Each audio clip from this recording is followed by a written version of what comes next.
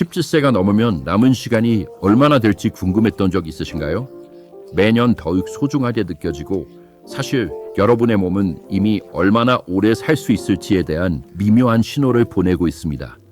어떤 사람들은 70대에도 여전히 강하고 정신이 또렷하며 활력이 넘치는 반면 다른 사람들은 쇠약해지고 건강 문제와 피로에 시달리기 시작합니다.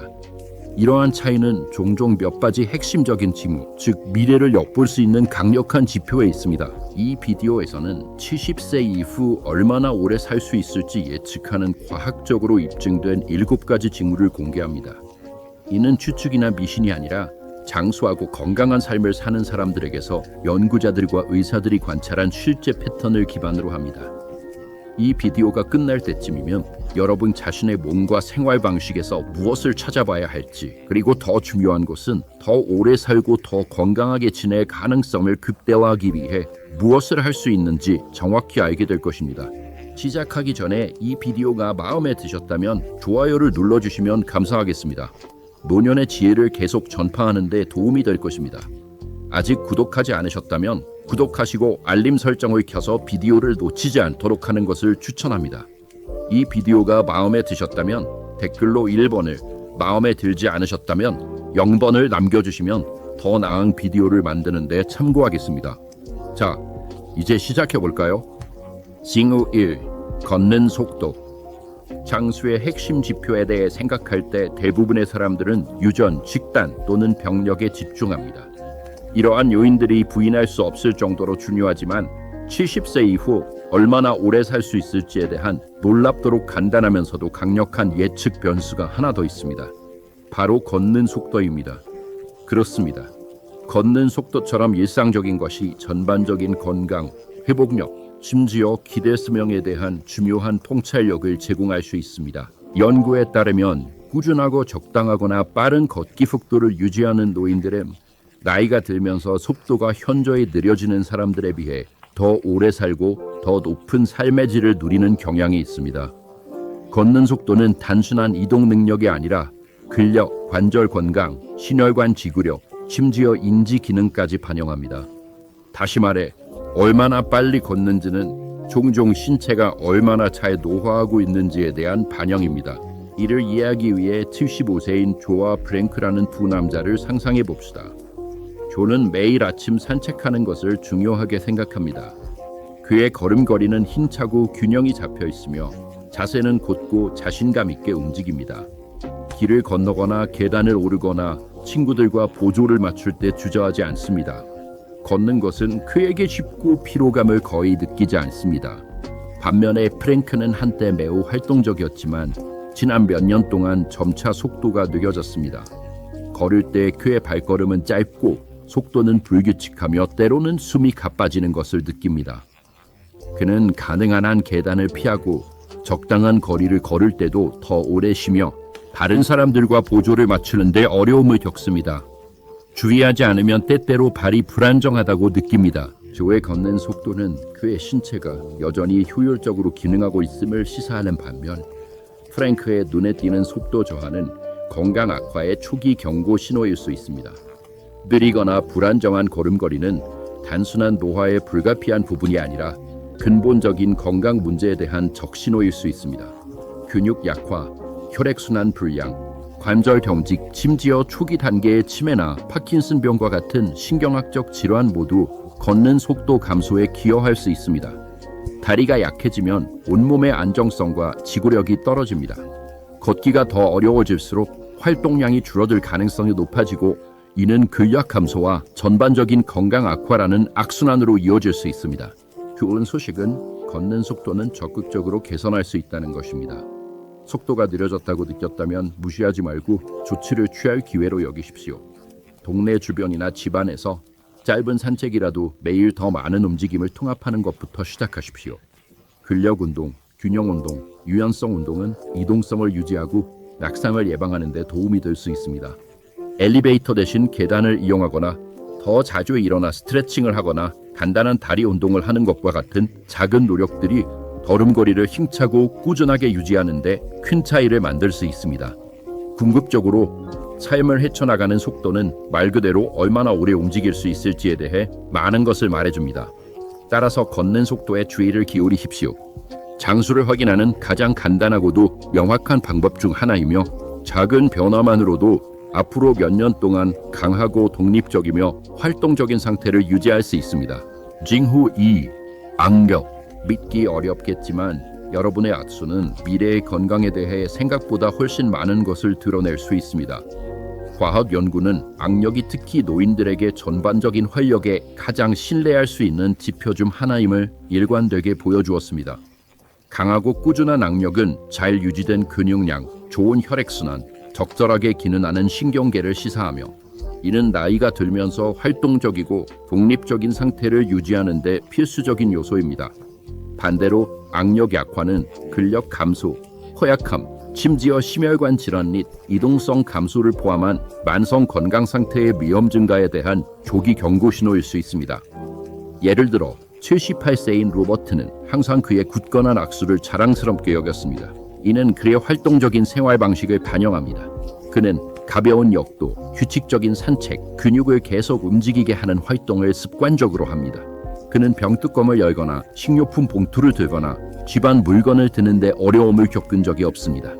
반면에 역시 78세인 월터는 미묘한 변화를 느끼기 시작했습니다. 물병 뚜껑을 돌려 여는데 어려움을 느끼고 서류 가방을 들 때 악력이 약해졌으며 심지어 무거운 물건을 오랫동안 잡고 있는데 어려움을 겪었습니다.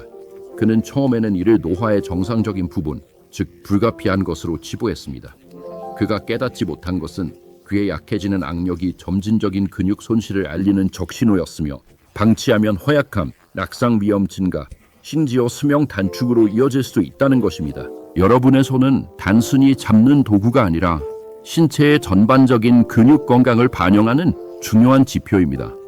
악력이 약해지고 있다면 다른 근육 그룹도 약해지고 있을 가능성이 높습니다. 그리고 근력이 더 많이 손실될수록 독립성, 이동성, 부상에 대한 회복력을 유지하기가 더 어려워집니다. 하지만 좋은 소식은 근육 손실은 되돌릴 수 없다는 것이 아닙니다. 어떤 나이에도 근력을 재건하고 유지하기 위한 조치를 취할 수 있습니다. 일상생활에 간단한 운동을 포함시키는 것만으로도 큰 차이를 만들 수 있습니다. 테니스공 쥐어짜기, 악력기 사용, 손목 컬 또는 가벼운 아령들기조차 악력을 강화하고 근육을 계속 움직이게 하는데 도움이 될 수 있습니다. 정원 가꾸기, 요가, 심지어 잡고 들어 올리는 것이 필요한 규칙적인 집안일과 같은 활동도 손의 힘을 유지하는 데 기여할 수 있습니다. 핵심은 꾸준함입니다. 시간이 지남에 따라 작은 노력들이 상당한 결과를 가져올 수 있습니다. 그러니 지금 바로 악력을 테스트해 보세요. 악수가 몇 년 전만큼 굳건하게 느껴지나요? 한때 쉬웠던 일상적인 작업들이 더 어렵게 느껴지기 시작했나요? 그렇다면 이러한 징후를 무시하지 마십시오. 오늘날 얼마나 잘 붙잡느냐가 앞으로 몇 년 동안 독립성, 이동성, 전반적인 삶의 질을 얼마나 잘 유지할 수 있는지를 결정할 수 있기 때문입니다. 이 비디오를 계속 시청하고 이러한 교훈이 유용하다고 생각하신다면 댓글로 1번을 남겨주셔서 저와 함께 이 비디오를 계속 시청하고 있다는 것을 알려주세요. 귀한 시간을 내주셔서 감사합니다. 징후 3. 한 발로 서는 능력. 균형은 대부분의 사람들이 잃기 전까지 당연하게 여기는 것입니다. 유연성, 근력 또는 지구력을 건강의 핵심 지표로 생각하는 경우가 많지만 균형은 장수에 놀라울 정도로 중요한 역할을 합니다. 연구에 따르면 최소 10초 동안 한 발로 서 있는 능력은 전반적인 수명과 웰빙의 강력한 예측 변수입니다. 균형의 어려움을 겪는 사람들은 낙상, 골절, 심지어 임지기능 저하의 위험이 더 높습니다. 반면에 60대, 70대 이후에도 좋은 균형을 유지하는 사람들은 더 오래 살고 더 건강하며 더 독립적인 삶을 사는 경향이 있습니다. 균형이 왜 그렇게 중요한지 이해하기 위해 70대 초반인 캐롤과 낸시라는 두 여성을 생각해 봅시다. 캐롤은 항상 자신의 신체 건강에 주의를 기울여 왔습니다. 그녀는 매일 걷고 요가를 하고 간단한 균형 운동을 합니다. 한 발을 들면 쉽게 자세를 유지하며 흔들리지 않습니다. 그러나 낸시는 수년 동안 균형에 별로 주의를 기울이지 않았습니다.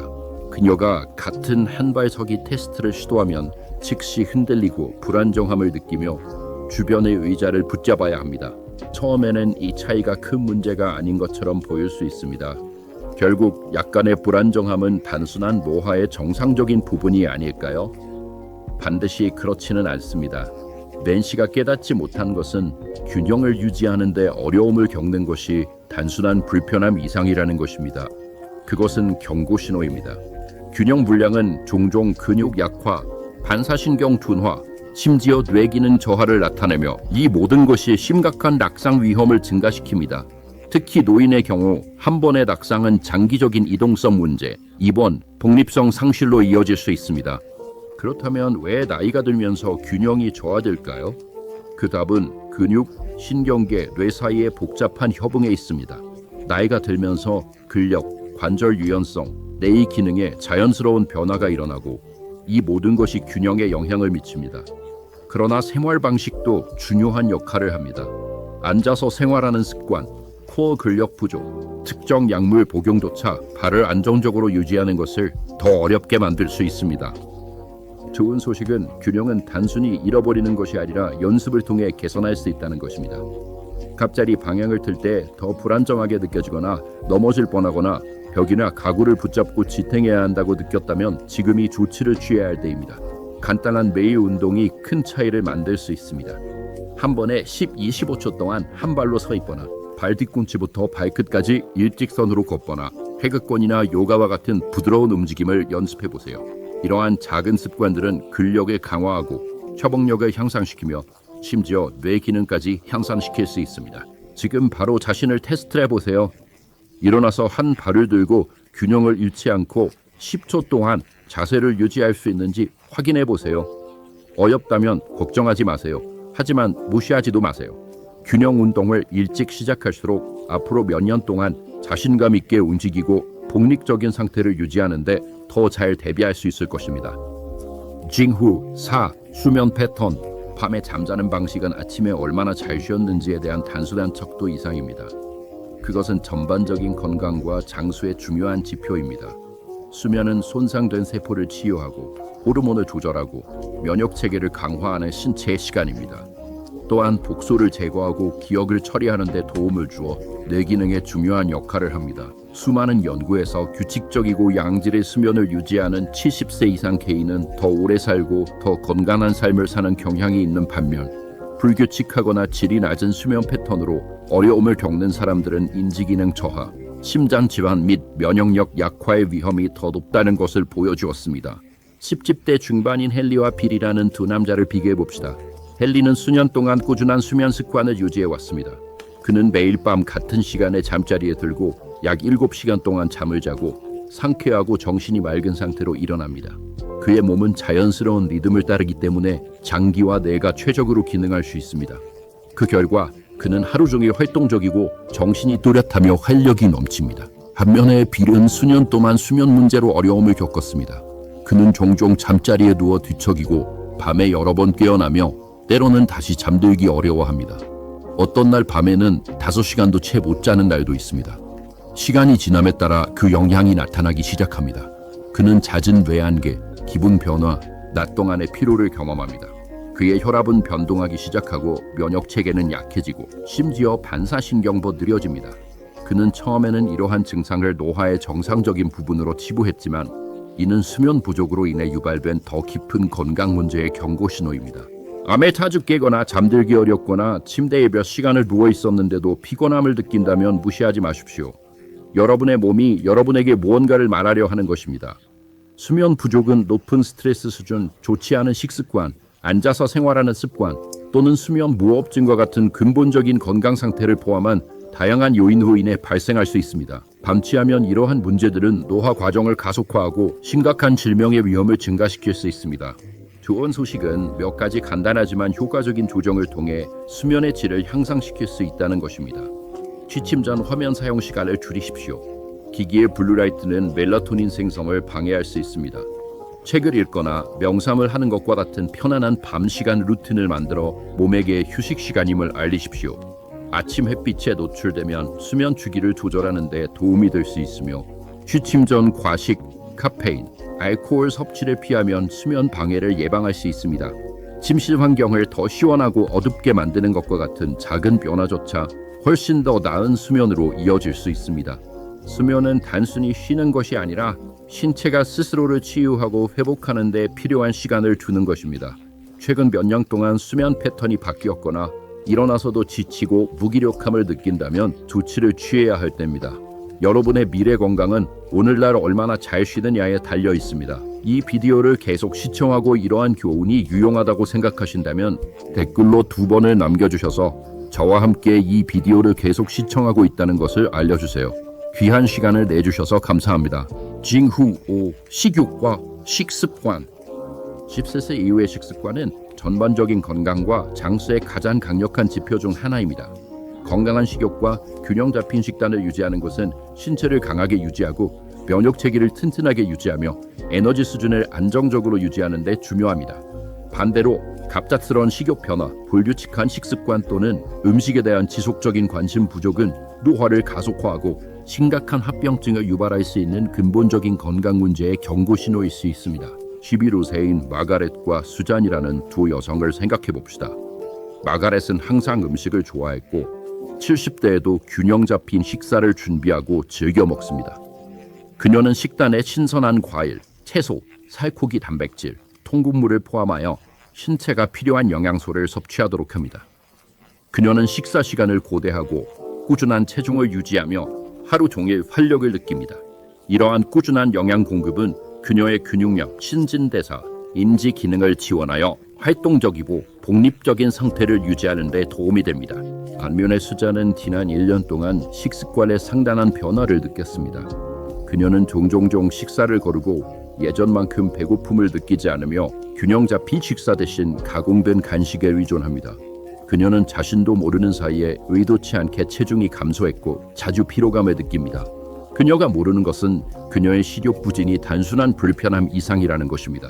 그것은 신체가 영양분을 효율적으로 흡수하지 못하고 있다는 잠재적인 적신호입니다. 시간이 지남에 따라 이는 근육 손실, 뼈 약화, 신진대사 저하, 심지어 면역체계 손상으로 이어져 질병과 부상에 더 취약하게 만들 수 있습니다. 노일의 식욕 감퇴는 신진대사 변화, 호르몬 변동, 소화기 문제, 약물 부작용, 심지어 초기 인지기능 저하 징후를 포함한 여러 요인과 관련될 수 있습니다. 신체가 충분한 영양분을 섭취하지 못하면 에너지를 위해 근육을 분해하기 시작하여 허약함, 낙상 위험 증가, 질병이나 부상으로부터의 회복 시간 지연으로 이어집니다. 또한 영양 불량은 뇌 기능에 영향을 미쳐 기억력 문제와 정신적 예리함 감소에 기여할 수 있습니다. 식습관에 변화가 생겼다면 너무 빨리 배부름을 느끼거나 음식에 대한 흥미를 잃거나 설명할 수 없는 체중 감소를 경험하거나 단순히 식사를 준비할 에너지가 부족하다면 조치를 취하는 것이 중요합니다. 70대 이후에 잘 먹는 것은 단순히 배고픔을 달래는 것이 아니라 신체가 강하고 독립적이며 회복력 있는 상태를 유지하는 데 필요한 필수 영양소를 공급하는 것입니다. 살코기 단백질, 섬유질, 채소, 건강한 지방, 통곡물과 같은 다양한 영양가 있는 식품을 식단에 포함시키는 것을 우선시하십시오. 탈수도 식욕 감퇴에 기여할 수 있으므로 수분을 충분히 섭취하십시오. 식사가 지루하게 느껴진다면 사랑하는 사람들과 함께 식사하거나 새로운 레시피를 시도하거나 식욕에 맞게 식사량을 조절하여 식사 시간을 더 즐겁게 만드는 것을 고려하십시오. 그리고 가장 중요한 것은 자신의 몸에 귀 기울이는 것입니다. 식욕이 크게 변했거나 의도치 않게 체중이 감소하고 있다면 근본적인 건강 문제를 배제하기 위해 의료 전문가와 상담하십시오. 오늘날의 식습관은 앞으로 몇 년 동안 얼마나 강하고 활동적이며 독립적일지에 직접적인 영향을 미칩니다. 그러니 스스로에게 물어보십시오. 여전히 식사를 즐기고 있습니까?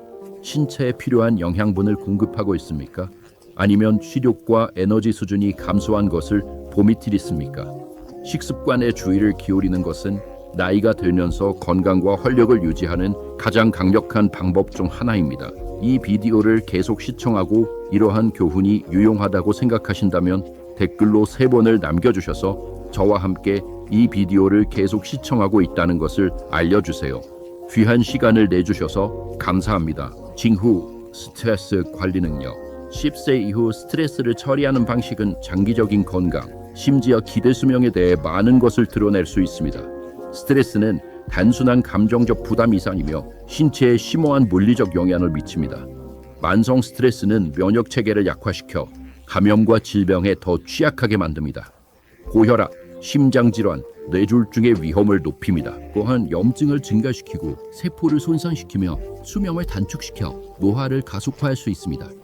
그러나 건강한 대처 메커니즘을 개발하는 사람들은 더 우아하게 나이가 들고 신체적으로 활동적이며 더 날카로운 인지 기능을 유지하고 문연기에 더 높은 삶의 질을 누리는 경향이 있습니다. 압박감 속에서도 침착함을 유지하고 어려움에 적응하고 문제보다는 해결책에 집중하는 능력은 얼마나 잘 노화하는지를 결정하는 데 중요한 역할을 합니다. 예를 들어 76세인 존과 리처드라는 두 남자를 생각해 봅시다. 다른 모든 사람들과 마찬가지로 그들은 삶의 불가피한 어려움, 예상치 못한 의료비, 가족 갈등, 건강 문제, 노화의 일반적인 불확실성에 직면합니다. 존은 침착함과 회복력을 가지고 어려움에 접근하는 법을 배웠습니다. 문제가 생기면 한 발 물러서서 심호흡을 하고 선택지를 고려합니다. 그는 산책, 마음챙김 연습, 사랑하는 사람들과의 교류와 같이 스트레스 관리에 도움이 되는 활동에 참여합니다. 가장 중요한 것은 그가 통제할 수 없는 것에 대해 고민하지 않는다는 것입니다. 반면에 리처드는 스트레스에 어려움을 겪습니다. 사소한 좌절조차 압도적으로 느껴지고 통제할 수 없는 일에 대해 많은 시간을 걱정합니다. 그는 부정적인 사건을 머릿속에서 되풀이하고 사소한 문제로 잠을 못 이루고 자주 좌절감이나 불안감을 느낍니다. 그 결과 그의 몸은 고통받습니다.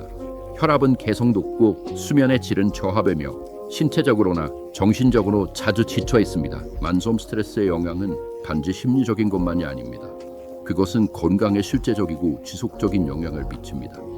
연구에 따르면 장기간의 스트레스는 알츠하이머병, 심혈관 질환, 당뇨병을 포함한 거의 모든 주요 노화 관련 질병의 핵심 요인인 염증에 기여합니다. 스트레스가 삶에 끊임없이 존재하게 되면 신체의 자연적인 방어력을 약화시켜 질병과 싸우고 좌절로부터 회복하는 것을 더 어렵게 만듭니다.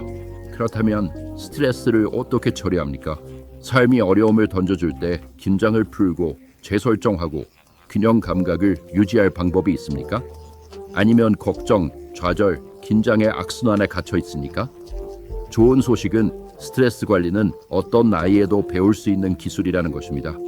심호, 명상, 규칙적인 신체 활동, 일기 쓰기, 심지어 웃음과 같은 간단한 연습이 큰 차이를 만들 수 있습니다. 사회적 연결도 중요한 역할을 합니다. 이야기를 나눌 수 있는 지지적인 친구와 가족이 있으면 스트레스의 부담을 덜고 균형 감각을 유지하는 데 도움이 될 수 있습니다. 이 통찰력이 가치 있다고 생각하신다면 아래에 6번 댓글을 남겨 알려주세요. 아직 구독하지 않으셨다면 구독 버튼을 누르고 알림 설정을 꺼서 중요한 비디오를 놓치지 않도록 하세요. 여러분의 지지는 저희가 더 건강하고 행복한 삶을 사는데 도움이 되는 의미 있는 콘텐츠를 계속 만들 수 있도록 해줍니다. 이제 다음 징후로 넘어가겠습니다. 징후 7. 사회적 연결. 관계의 깊이와 강도는 70세 이후 전반적인 건강과 장수의 가장 확실한 지표 중 하나가 될 수 있습니다. 수십 년에 걸친 연구는 우정, 친밀한 가족관계 또는 지역 사회활동의 적극적인 참여를 통해 강력한 사회적 유대를 유지하는 사람들이 더 오래 살고 더 건강하며 더 만족스러운 삶을 사는 경향이 있다는 것을 일관되게 보여주었습니다. 반면에 외로움과 사회적 고립은 심장질환, 고혈압, 우울증, 불안, 인지기능 저하, 심지어 조기 사망 위험 증가와 관련이 있습니다.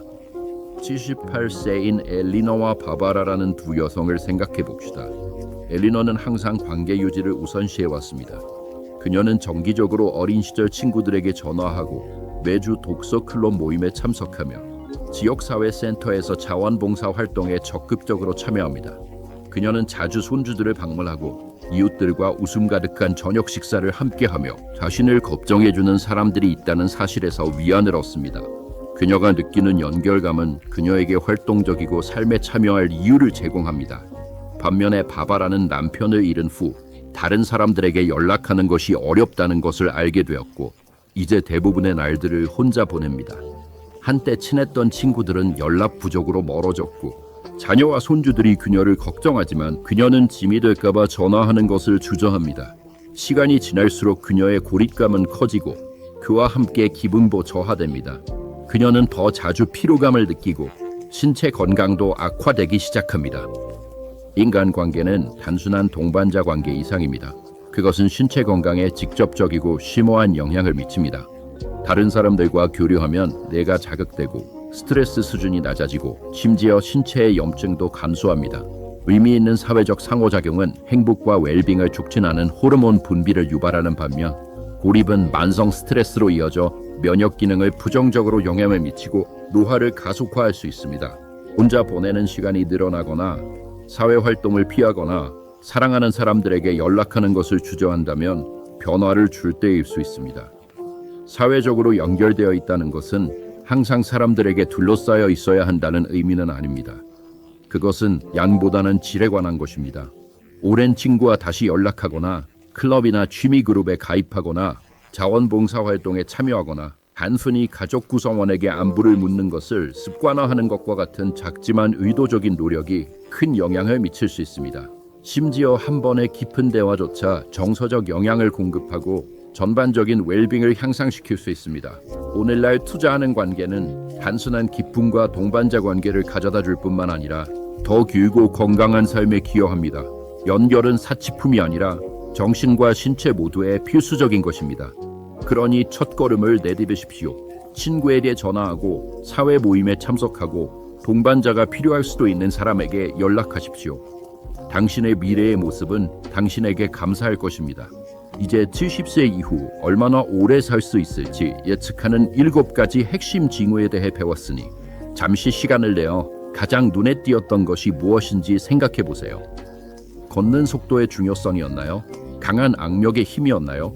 아니면 사회적 연결이 장수에 미치는 영향이었나요? 이러한 각 징후는 건강을 통제하고 오늘 의미 있는 변화를 만들 수 있는 기회를 제공합니다. 이 비디오에서 배운 것 중 하나를 댓글로 공유하고 삶에서 실천하기 시작할 것이 무엇인지 알려주세요. 더 많이 걷거나 수면을 개선하거나 사회적 유대를 강화하는 것이든 더 길고 건강한 삶으로 향하는 여정은 작은 발걸음부터 시작됩니다. 이 비디오가 도움이 되었다면 아래에 댓글을 남겨주시고 좋아요, 공유, 유튜브 채널 구독을 잊지 마세요. 여러분의 지지는 저희가 더 많은 유익하고 영감을 주는 콘텐츠를 만드는 데 도움이 됩니다. 시청해주셔서 감사합니다. 다음 비디오에서 뵙겠습니다.